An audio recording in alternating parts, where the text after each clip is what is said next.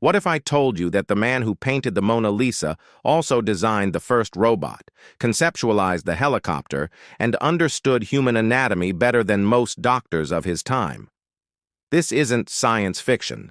This is the story of Leonardo da Vinci.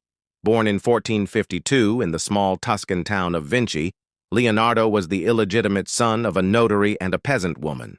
This social standing, which might have hindered others, actually freed him. Barred from the noble professions, he was apprenticed to Andrea del Verrocchio, a leading artist in Florence.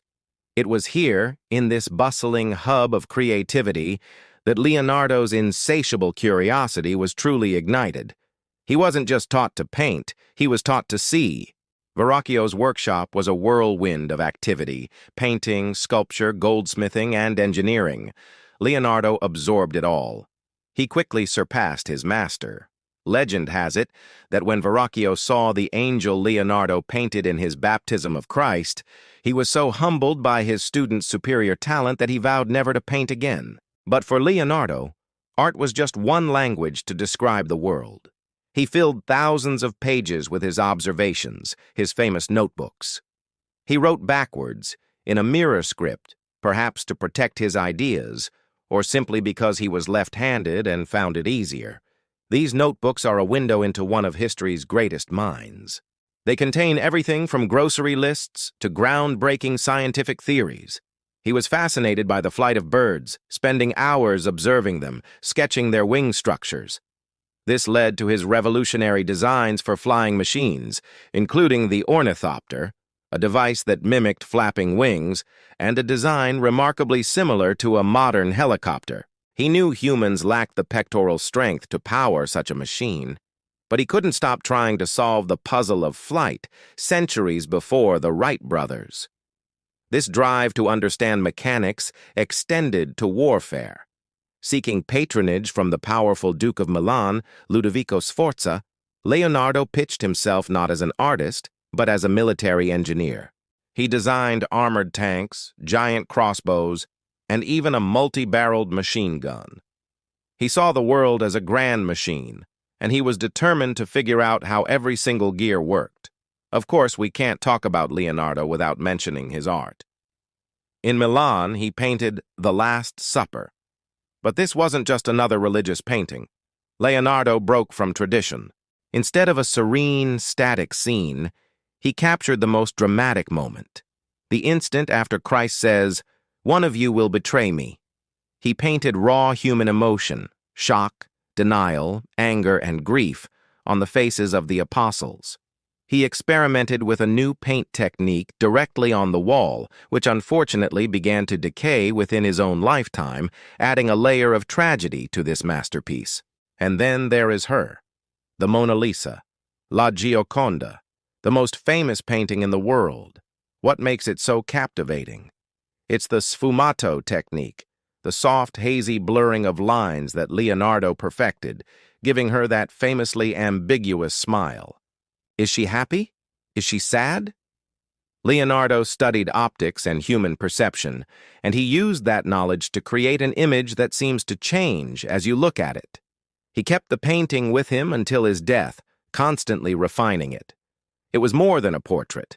It was his lifelong study of humanity itself. His quest for knowledge took him deep into the human body.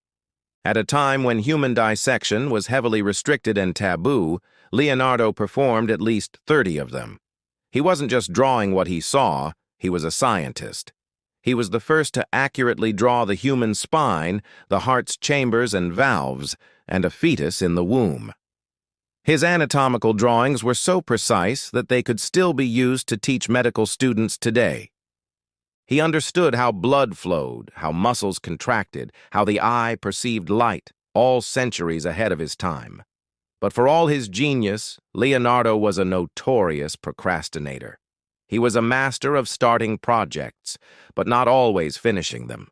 Commissions were left incomplete, patrons grew frustrated, and countless incredible ideas remained only as sketches in his notebooks. Perhaps his mind simply moved too fast, always jumping to the next problem, the next mystery, the next obsession.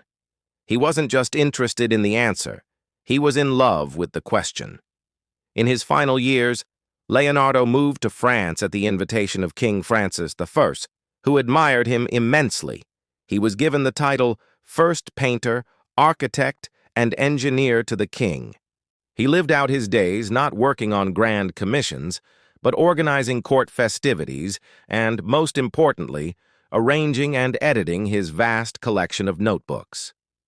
It was as if he knew his greatest legacy wasn't a single painting or invention, but the entirety of his thought process. Leonardo da Vinci died in 1519. He was more than a painter. He was an anatomist, an engineer, an inventor, a botanist, a geologist, a musician, and a writer. He embodies the very ideal of the Renaissance man, the belief that a human being can do anything and know everything.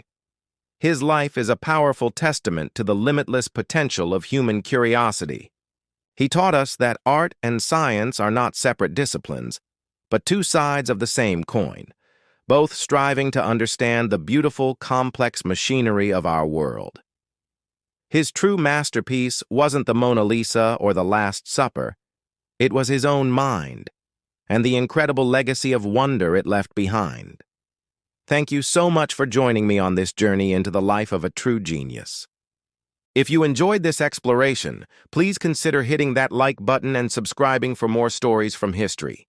We'll see you in the next one.